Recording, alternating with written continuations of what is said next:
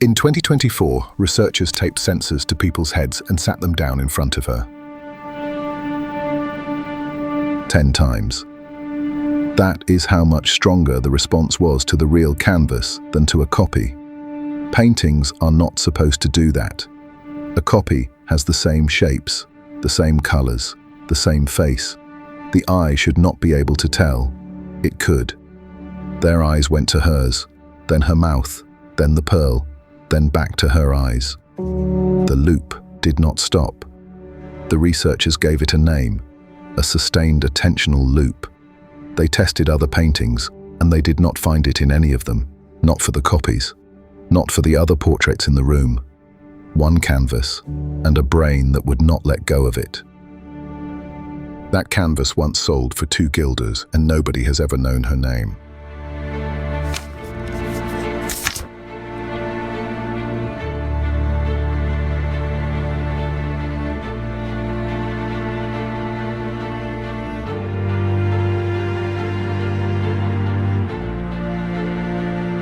The man who painted her died in December 1675. He fell ill, and he was gone in under 2 days.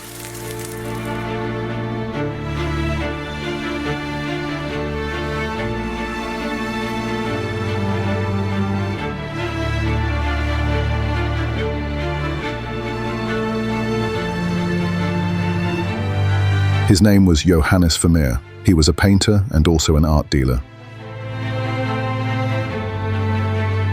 Both of those jobs died in the same war. When France invaded in 1672, the Dutch art market stopped.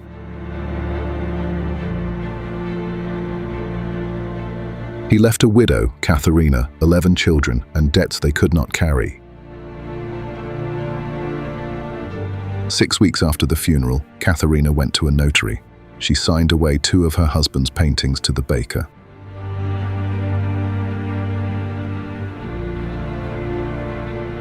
The debt was 617 guilders, and it was for bread. Read it the other way. 2 Vermeers cleared a baker's account.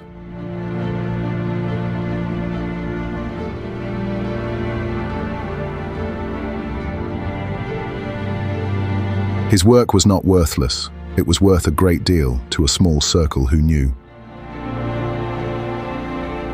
In April 1676, Katharina filed for bankruptcy. Then the circle closed and the name went out.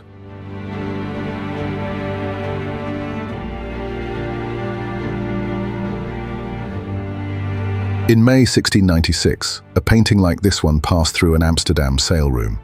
After that, the record goes quiet for about 185 years.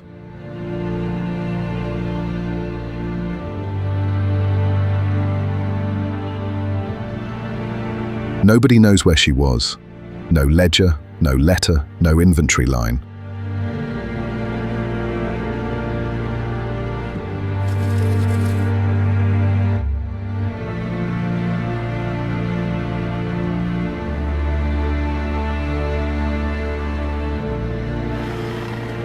In the 1860s, a French critic set out to bring Vermeer back. He published a list of 74 paintings and called them all Vermeer.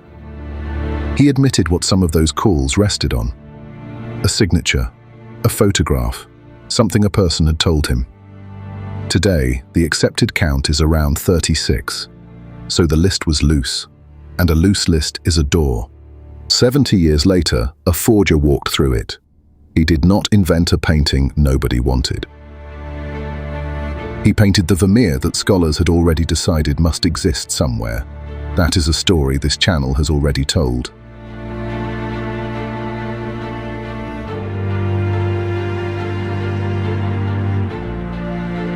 While that door was still open, in 1881, a sale was held in The Hague.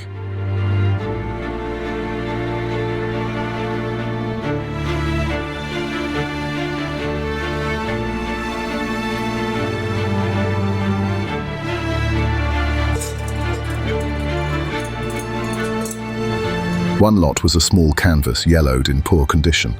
A connoisseur named Victor de Stuers had a feeling about it. He talked his friend Arnoldus des Tomber into buying it. The price was 2 guilders, plus 30 cents to the house.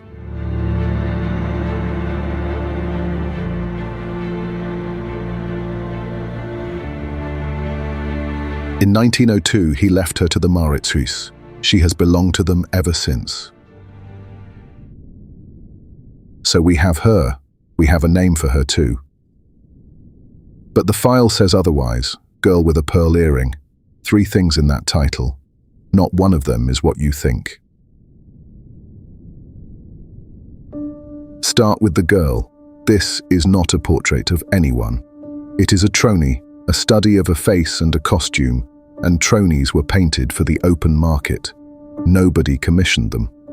A painter made one to show what he could do, hung it in a shop, and waited. She was a demonstration. The models were almost never named.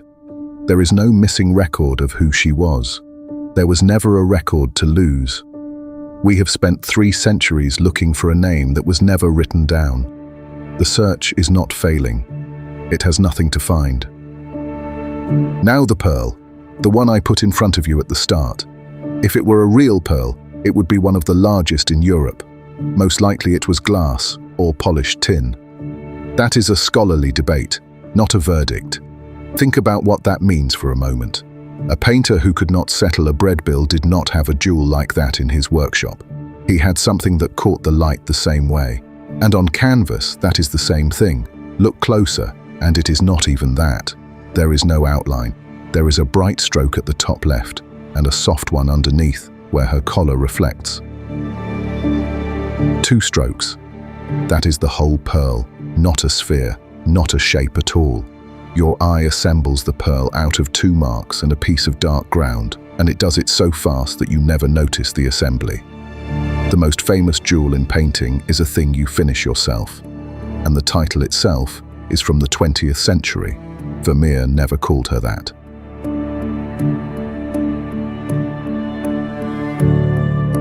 Now look at the turban. That blue is ultramarine, ground from lapis lazuli, and it cost more than gold. A man who could not pay his baker put it on a girl with no name. Read that again. The most expensive substance on his shelf went onto a study he could not sell for much. Not onto a commission, not onto a client's face. He spent the gold on the anonymous one. Whatever else the ledgers say about him, that was a choice. In 2018, a team scanned her for weeks. They were not looking for a name. They were looking at layers.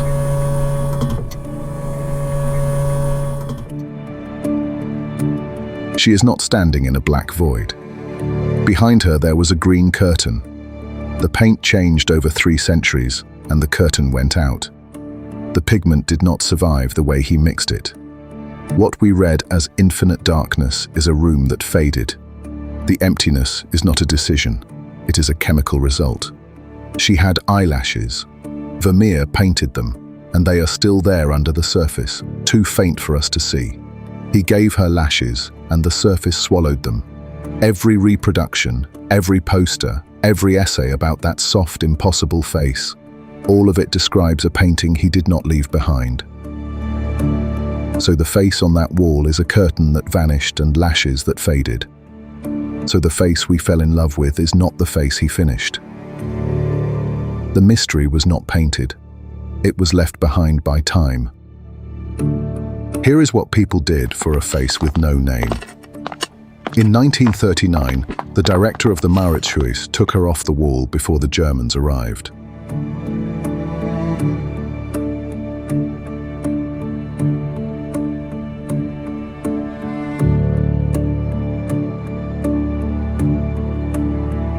A bomb shelter under the museum for 2 years, then a bunker in the North Sea dunes.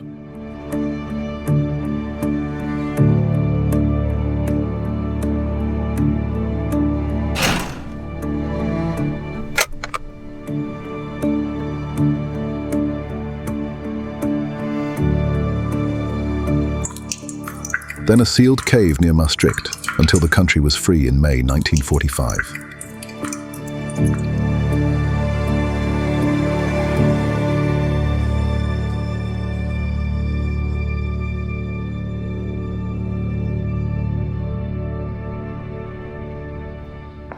In October 2022, a man tried to glue his own head to her case. 3 climate activists were arrested. The glass held and she was not damaged.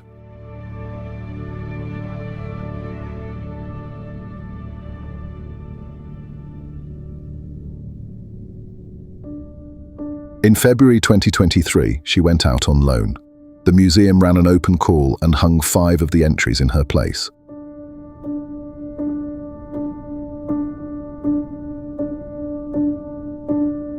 One of the 5 had been generated by a machine. Out of 3,482, that is the one people could not forgive. A war, a bottle of glue, an argument about a machine, all for a face nobody can name.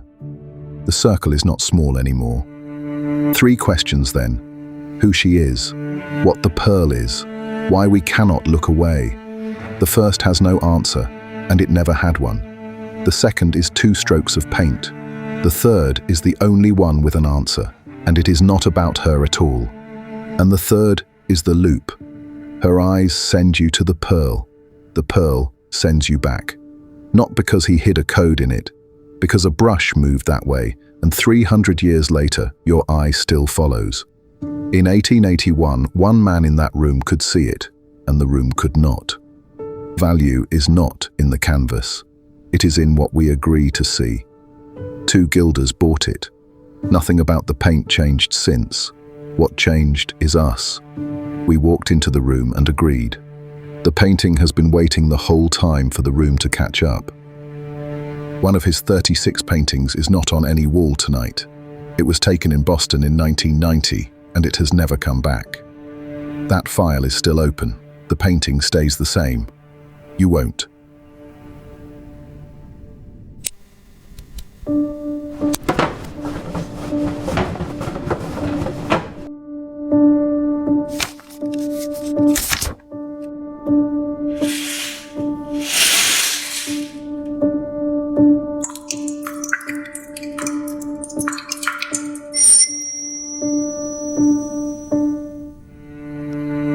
Thank you for watching.